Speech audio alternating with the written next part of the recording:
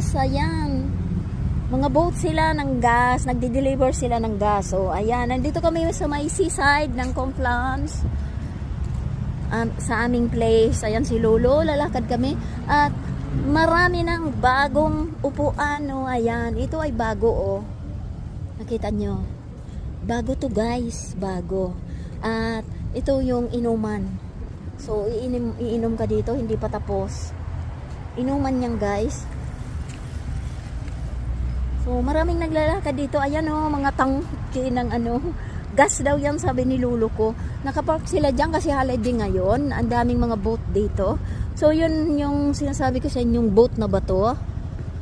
So, si Rebe Marcy first letter. Letter I go into the church. Ay, Jarib, baby, Jarib. Mama, Jarib.